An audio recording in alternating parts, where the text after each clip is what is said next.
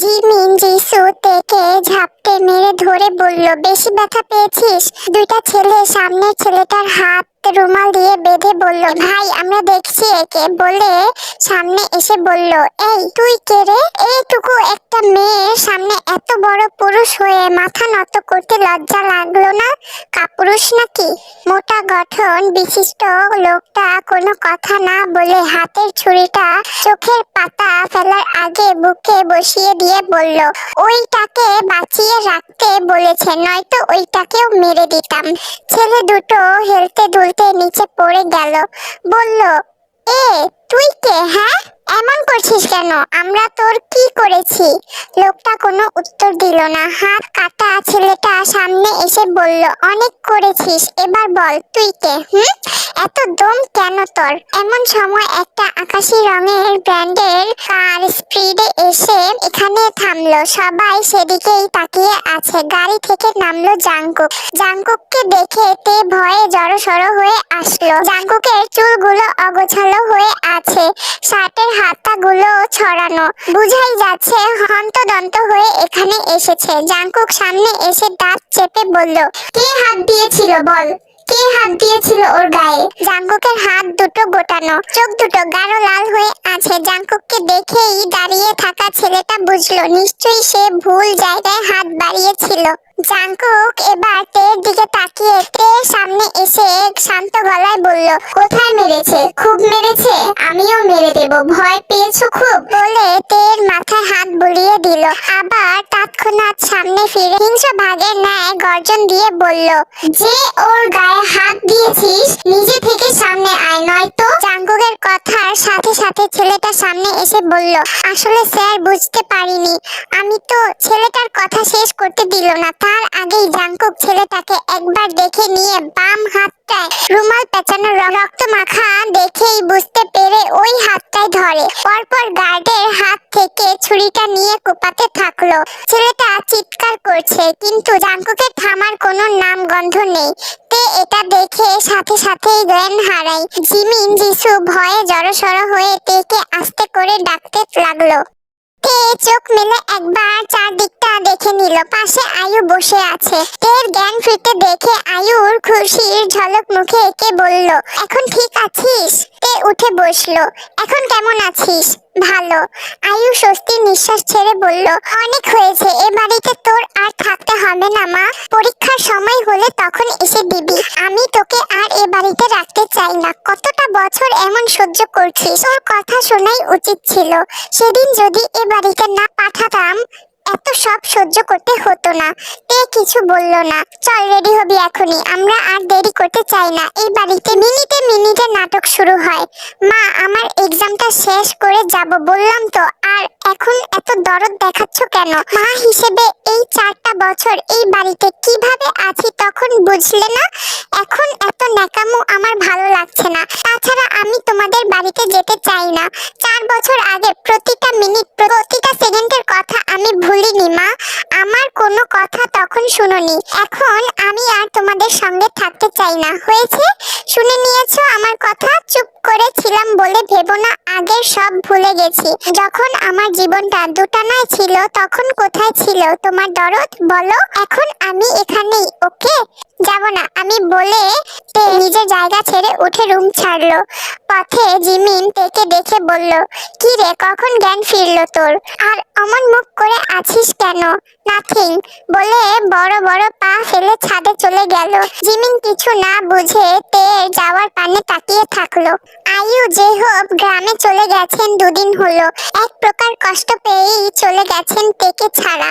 এই 2 দিন জাংকুককে কোথাও দেখা যায়নি। তাই তো বিয়ের ব্যাপারটা সত্যি কিনা সেটা নিয়েও কথা বলতে পারেনি। তের ভীষণ বোরিং কাটছে দিনগুলো। এত বাজে দিন এখনো কাটে। কেমন যেন বিরক্ত বিরক্ত লাগছে, সব অজানা সব কারণে। কলিং বেলের আওয়াজ পেয়ে কাছে ছিল বিধায় দরজা খুলে দিল। অচেনা চেহারায় কপাল কুঁচকে বলল, কাকে চাই? সুগা বাসায় আছে। আপনি কে? সুগার বন্ধু। ভাইয়া এখন বাসায় নেই। ঠিক আছে, আমি অনেক দূর থেকে এসেছি, একটু ভেতরে এসে ওয়েট করতে পারি? সরি, এখন বাসায় কেউ নেই। বড়রা আসতে পারেন। আরে আজব তো, আমি কি চোর নাকি যে কেউ নেই বিধায় চুরি করে নিয়ে যাব? হতেও পারে, সার্টিফিকেট তো আর নেই, তাই না? আজব তো, ভালো মানুষ হওয়ার জন্য সার্টিফিকেটও লাগবে? অবশ্যই। জিমিন উপর থেকে বলল, তে কে আসলো রে? জানি না, মনে হয় চোর। জিমিন তের কথায় রুম থেকে বেরিয়ে নিচে এসে বলল, কি বলিস, কে এসেছে? তে কিছু বলবে তার আগেই চোখ যায় দরজার বাইরে দাঁড়িয়ে থাকা মানুষটির দিকে। জিমিন সামনে দাঁড়িয়ে থাকা লোকটিকে দেখে হাসি মুখে বলল, আরে মিঙ্গু ভাই যে, এখানে কিভাবে আসলে? তে কপাল কুঁচকে বলল, একে চিনিস? আরে ইনি সুগা ভাইয়ার ভালো বন্ধু, আমাদের বাসায় তো প্রায়ই আসতো, অনেকদিন পর দেখা। মিঙ্গু হেসে বলল, ও কি জিমিন, এই বাড়িতে যে? আমি তো ভাবলাম তুমি কলেজে। আজ যাইনি তো, বৃষ্টি ছিল সকালে খুব। ও, তা কেমন আছো?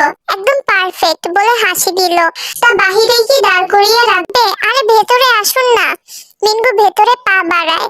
তে পেছনে দাঁড়িয়ে কপাল কুঁচকে ঠায় দাঁড়িয়ে থাকে। কি রে, অমন গোমরা মুখে দাঁড়িয়ে আছিস কেন? তে চুপ করে ভেতরে আসে। জিমিন কাজলকে ডেকে নাস্তা দিতে বলে, তা কেমন চলছে তোমাদের দিনকাল? আগে বলুন, বিয়েতে কেন আসলেন না? কার বিয়ে? মজা করছেন নাকি সিরিয়াস? মজা কেন করব? আগে বলো, কার বিয়ে হলো যে আমাকে জানায়নি সুগা? আপনাকে তো নাকি কাই ভাইয়া কল দিয়েছিল। না তো, আমাকে তো কেউ বলেনি। জিমিন সবটাই বুঝতে পারে, সুগা ভাইয়ার সাথে বিয়ে হবে আগে থেকেই প্ল্যান করা, হয়তো এটাও কোনো প্ল্যানের মধ্যেই ছিল। আচ্ছা বাদ দাও, শুনলাম কাই নাকি জেলে, কি করেছে ও?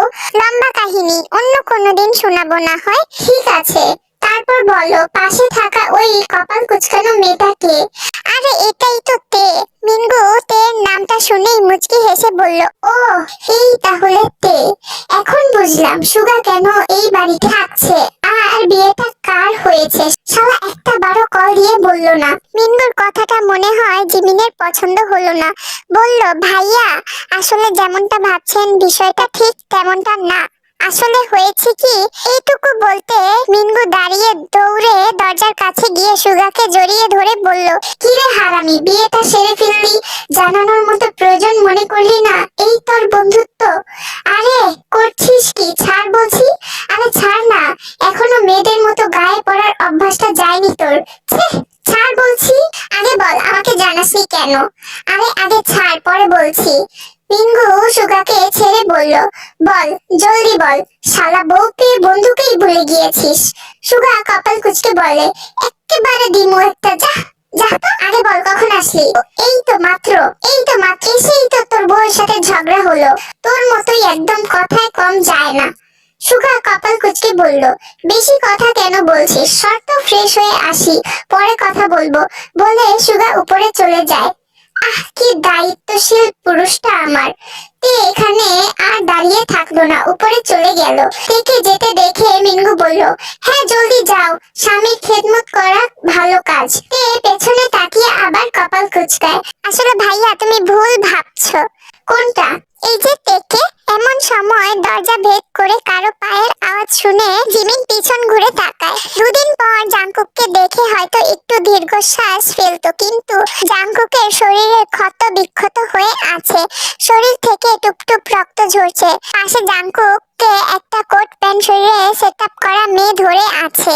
জিমিন দৌড়ে জাংকুকের কাছে গিয়ে বলে, একি ভাইয়া আপনার কি হয়েছে, এমন অবস্থা কেন? জাংকুক স্ট্রং হওয়ার চেষ্টা করে বলল, কিছু না। পাশে থাকা মেয়েটি বলল, সাইড প্লিজ, আর ওনার রুমটা কোন দিকে বলে দিবেন। মিঙ্গু জাংকুককে দেখে ভীত হয়ে তবুও সাহস নিয়ে বলল, ব্রো আপনার কি হয়েছে? জাংকুক কপাল কুঁচকে তাকায় একবার, কিন্তু কিছু না বলে উপরের দিকে যাওয়া ধরে। উপরে বারান্দায় দাঁড়িয়ে সবটা দেখছে এতক্ষণ, কিন্তু একবারের জন্য বিচলিত হলো না। জাংকুক উপরের দিকে চেয়ে স্মিত হাসি দেয় তেকে দেখে। জাংকুকের গায়ে ব্ল্যাক শার্ট, যার কারণে ভেতরে ক্ষতগুলো দেখা যাচ্ছে না, শুধু হাতে গলায় রক্তের আভা প্রকাশ পাচ্ছে। তে ধৈর্য সীমা অতিক্রম করে, চুপ করে নিজের রুমে গিয়ে ভ্যা ভ্যা করে কেঁদে দিল। এতক্ষণ নিজেকে অনেক কষ্টে আটকিয়ে রেখেছিল জাংকুকের সামনে নিজের দুর্বলতা প্রকাশ করবে না বলে। যে মানুষটা দুদিন তাকে না দেখে থাকতে পারছে না, সে মানুষটাকে সারা জীবন না দেখে থাকতে পারবে বলে তে ভাবছে।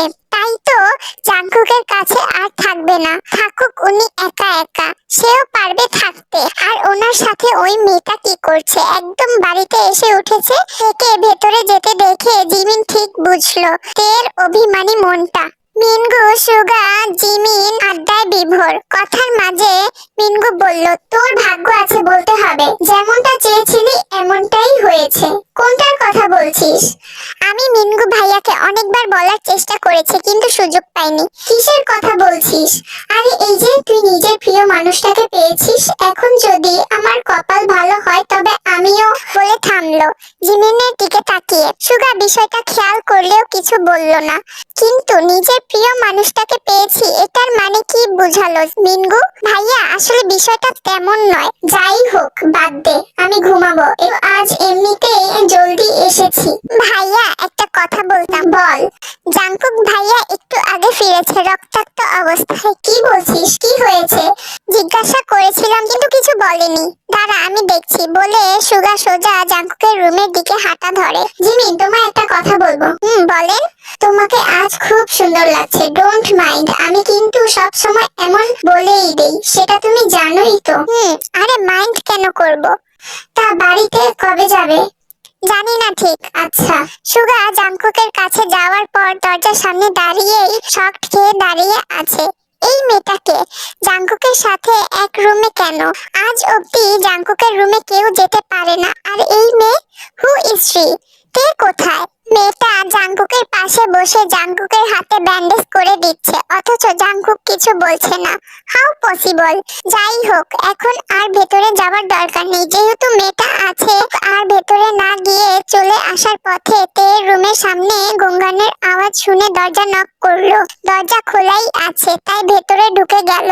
তে ফ্লোরে বসে খাটের সাথে হেলান দিয়ে হাঁটুর ওপর দু হাত রেখে হিচকি তুলে কাঁদছে। সুগা গিয়ে পাশে বসে বলল, কাঁদছিস কেন? তে যেন কথাটা শুনলো না। এভাবে না কেঁদে গিয়ে কথা বললেই তো পারিস। আমি যতটুকু চিনি জাংকুককে শুধু শুধু মেয়েদের সাথে ঘষাঘষি করার মতো ছেলে ও না। লাগবে না, আপনি চলে যান এখান থেকে। সুগা হেসে মাথায় হাত বুলিয়ে দিয়ে বলল, এমন রাগ আমাকে না দেখিয়ে যার সাথে করেছিস তাকে দেখা। লাগবে না, আমার কারো উপর রাগ নেই। সুগা হেসে বলল, তাহলে ওভাবে কাঁদছিস কেন? তে কান্না হালকা করে মাথা উঠালো। কি করেছিস নিজের? চোখ মুখ লাল বানিয়ে বসে আছিস পাগলি, ফ্রেশ হয়ে আস। তে কিছু বলল না। সুগা তেকে তুলে দাঁড় করিয়ে ওয়াশরুমে দিয়ে আসলো। আমার তো আর কোনো সমস্যা নেই, এমনিতেও আমি এদিকে একটু কাজের জন্যই এসেছি, তাই তোর সাথে দেখা করতে চলে আসলাম প্রথমে। ভালো করেছিস, যতদিন কাজ না শেষ হবে এখানেই থাকবি, ওকে? হোস্টেলে থাকার দরকার নেই। ঠিক है यार, तेरा बात कभी सुना नहीं, ऐसा हुआ है क्या? সুগা মিনগুর কথায় হাসে। আরে মিনগুকে চেনেন, বেশ কয়েকবার সুগার সাথে দেখেছেন তিনি তাকে। এখানে আসার কারণ জানার পর তিনি নিজেই বলেছেন কাজ শেষ হওয়ার আগ পর্যন্ত এখানেই থাকতে পারে, কোনো অসুবিধা নেই। রাতে ডিনার শেষ করে সবাই নিজ নিজ রুমে চলে গেল ঘুমাতে, কিন্তু তে খাবার খায়নি। অনেকবার ডাকার পরেও আসেনি। আরেম নিজে ডেকেছে গিয়ে, তবুও আসেনি। বলেছে তার অনেক পড়া বাকি। তাছাড়া সন্ধ্যায় নাস্তা করেছে, এখন ক্ষুধা নেই। তের চেহারা দেখে আরেম ভেবে নিয়েছে মনটা হয়তো খারাপ, তাই আর কথা বাড়ায়নি। তে পা টিপে টিপে জাংকুকের রুমে গিয়ে জাংকুকের পায়ের কাছে দাঁড়ায়।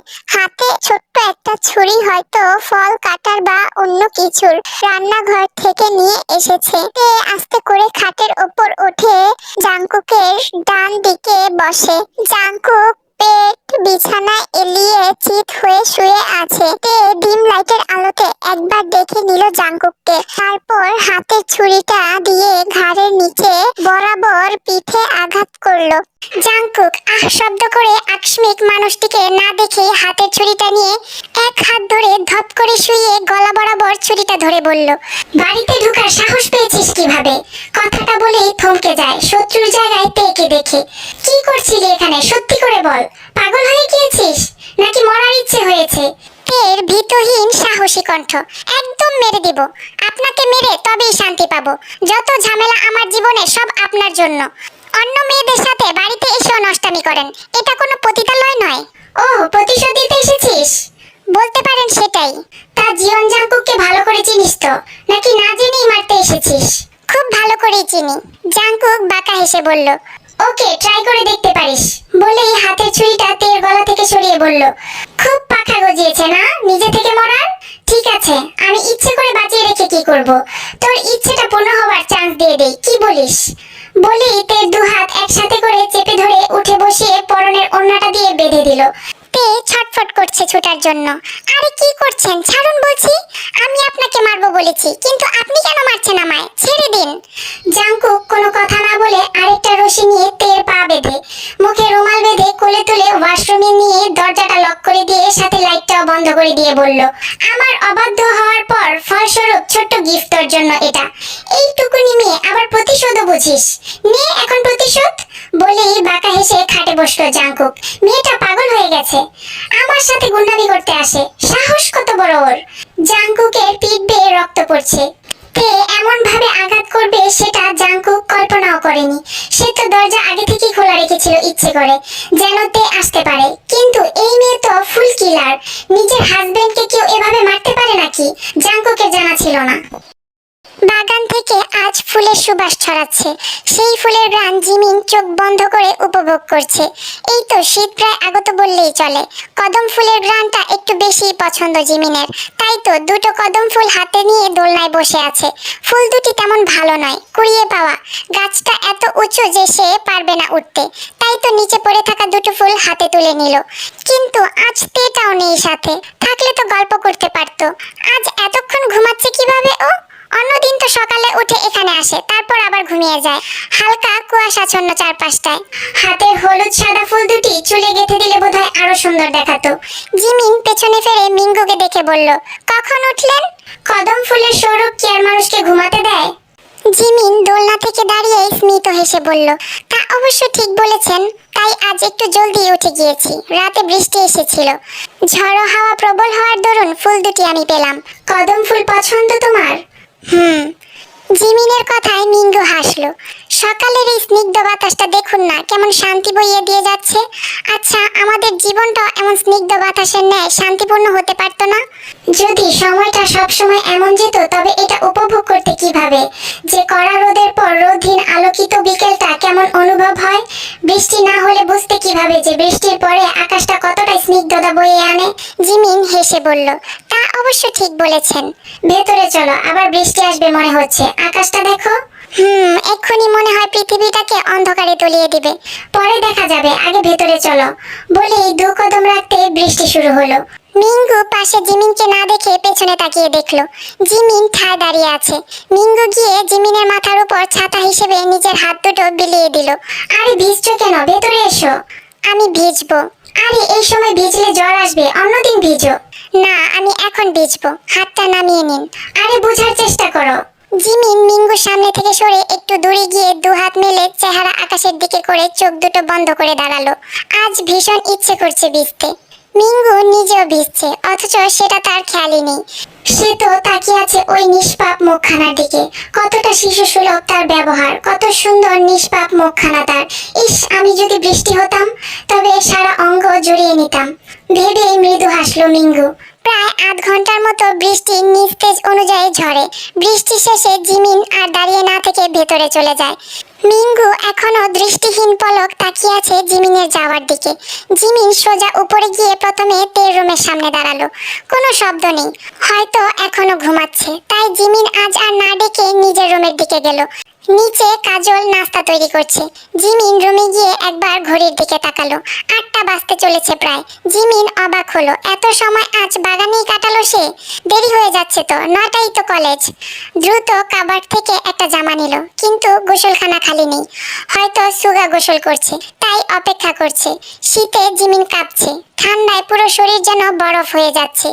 সুগা শাওয়ার নিয়ে বের হয়ে চোখ আটকায় সামনে দাঁড়িয়ে থাকা মেয়েটার প্রতি। পরনে তার সাদা গাউন, পাতলা ওড়নাটা গলায় ঝুলিয়ে রাখা। শরীরের সাথে লেপ্টে আছে গাউনটা, কিন্তু ভারী হওয়ার কারণে শরীর স্পষ্ট নয়। সুগা কপাল কুঁচকে পাশ কেটে চলে যায়। জিমিনও কিছু না ভেবে শাওয়ার নিতে চটজলদি ভেতরে যায়। আর এইদিকে তে এখনো ওয়াশরুমে আটকানো। জাংকুক রাতে একবারের জন্য দরজাটা খুলে দেখার চেষ্টা করেনি। তে চিৎকার করতে না পেরে গঙ্গায়। কিন্তু জাংকুক নিজের মতোই রাতে ইউনোকে কল দিয়ে ডেকে পিঠের কাটা জায়গায় চিকিৎসা নিয়ে ঘুমিয়ে যায়। সবাই খাবার টেবিলে আছে এই মুহূর্তে। তে এখনো আসছে না দেখে নামজুন জিজ্ঞাসা করছে, তে এখনো আসছে না কেন জিমিন? তারপর জিমিন বলল, সকালেও আসতে উঠেনি, হয়তো ওর শরীর খুব ক্লান্ত, ওকে ডেকে আনো। জিমিন নামজুনের কথা মতো তেকে ডাকতে চায়, কিন্তু তে রুমে নেই। তাই ওয়াশরুমে আছে কিনা দেখে নেয়, ওয়াশরুমেও নেই। কোথায় গেল তে? তাই কয়েকবার দেখে নিয়ে রুমের বারান্দায় পা বাড়ায়, আজব তো, সেখানেও নেই, বাগানেও নেই, গেল কোথায় এই মেয়ে? জিমিন দ্রুত পায়ে ছাদে যায়, গিয়ে এক দফা হয়রান হয়ে নিচে এসে জানায় তে বাড়িতে কোথাও নেই। ও সব জায়গায় ভালো করেই দেখেছে। কথা শুনে সবাই আশ্চর্য হয়, তাহলে কোথায় গেল তে? নামজুন টেবিল ছেড়ে নিজে গিয়ে একবার রুমটা দেখে নিল, না কোথাও নেই তে। সুগা এবার উঠে সোজা জাংকুকের রুমের দিকে যায়। জাংকুকের রুমের দরজা আটকানো। জাংকুক, দরজা খোল, তে কি তোর কাছে? সুগার কথার আওয়াজ শুনে সবাই উপরে জাংকুকের রুমের সামনে ভিড় জমায়। এখন মনে হচ্ছে হ্যাঁ এখানেই আছে, কোথাও নেই মানে জাংকুকের কাছেই তো থাকবে, তাই না? ওই ছেলে সুযোগ পেলেই মেয়েটাকে অত্যাচার করে। আমার মাথায় তো একদম ছিলই না এটা, যেতে এখানে থাকতে পারে। আমি ঠিক বুঝতেছি না ভাবি এখানে কি করবে, তাও জাংকুক ব্রোর রুমে। সাহসের প্রশ্ন না হয় পরে আসবে, অন্য একজন পুরুষের রুমে এভাবে দরজা আটকে ভেতরে থাকার কোনো মানে আছে? মিঙ্গুর কথাটা এই মুহূর্তে জিমিন ছাড়া কারো বোঝার বাহিরে ছিল, তাই পাত্তা দিল না কেউ। নামজুন বেশ জোরে জোরে জাংকুকের রুমের দরজা ধাক্কাচ্ছে। বেশ খানিক বাদে জাংকুক ঘুমের কারণে হেলে দুলে এসে দরজা খুলে চোখ দুটো একটু বড় করে বোঝার চেষ্টা করলো হয়েছে কি এখানে। ফাইজলামি পেয়েছো সবকিছু, তে মামনি কোথায়? বলেই নামজুন জাংকুকের রুমের ভিতর ঢুকে গেল। আরে হচ্ছেটা কি? আমার রুমে আসার পারমিশন আমি কাউকে দেইনি, সাহস কি করে হলো ভেতরে আসার? তোমার পারমিশন মাই ফুট। আমার মামনি কোথায় সেটা বলো। তোমার মামনিটা আবার কি? একদম বাজে কথা বলে এড়াবে না, সত্যি করে বলো কি করেছো ওকে, কোথায় ও? কি রে তুই কি ভালো হবি না কখনো? কোথায় রেখেছিস, কি করেছিস ওর সাথে, কোথায় তে? জাংকুক দরজা ছেড়ে খাটে গিয়ে বসে ডেবিল হেসে বলল, আমি কি জানি, তোদের বোন তোরা জানিস। সুগা ভেতরে এসে বলল, আমি খুব ভালো করেই জানি, তোর কাছেই আছে তে, বল কোথায়। জাংকুক বসা থেকে দুহাত মাথার নিচে দিয়ে শুয়ে ডোন্ট কেয়ার ভাব নিয়ে বলল, গিয়ে দেখ, হয়তো গুন্ডামি করতে কোথাও গিয়েছে, মানুষ মারার জন্য হাত উসকুস করছে ওর।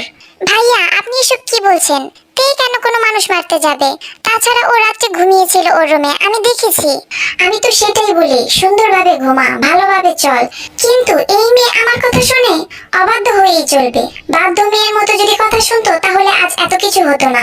নামজুন জাংকুকের বিশাল ছাদের মতো বারান্দাটায় এক দফা খুঁজে এসে জাংকুককে বলল, তুমি সবকিছু এমন হালকাভাবে নিতে পারো না জাংকুক। চোখে জল নিয়ে নামজুন বলল, সত্যি করে বলো তো, মেরে দিয়েছো না তো আবার আমার মেয়েটাকে? বলো, তোমার মতো কুলাঙ্গার বদমাশ সন্ত্রাসী ছেলে সবকিছুই পারে। জাংকুক আবারও হাসলো, কিন্তু কোনো উত্তর করলো না। ব্রো, তুমি ওর সাথে কেন কিছু করবে সেটা আমি এই মুহূর্তে বুঝতেছি না, তবে সবাই যেহেতু বলছে নিশ্চিত কোনো কারণ অবশ্যই আছে। যদি তোমার কাছে এভাবে থেকে থাকে তাহলে বলে দাও। সবাইকে এমন চিন্তায় ফেলে লাভ কি তোমার? জাংকুক তখনও কিছু বলল না। বলবি তো কিছু নাকি? কোথায় আটকে রেখেছিস, নাকি মেয়েটাকে অজ্ঞান করে কোথাও ফেলে রেখেছিস? যতটুকু তোকে চিনি নিশ্চয়ই একেবারে তো মেরে ফেলবি না। গুড, ইন্টেলিজেন্ট বয়, দেখ গিয়ে কোথাও পড়ে আছে কিনা। আর আপাতত আমার রুম থেকে বের হ সবাই। এমনি তো রাতে ঘুম কম হয়েছে, বাড়িতে একটা মেয়েকে খুঁজে পাওয়া যাচ্ছে না আর তুমি ঘুমাবে? তা আমি কি করব? তোমাদের সাথে কি আমার মাথাটাও খাবো ওটার জন্য? যত সব, যাও তো, রুম ছাড়ো ফটাফট। সুগা কি যেন ভেবে স্থান ছেড়ে সোজা গিয়ে ওয়াশরুমের দরজাটা খুলে দিল। এক দফা শট খেলো,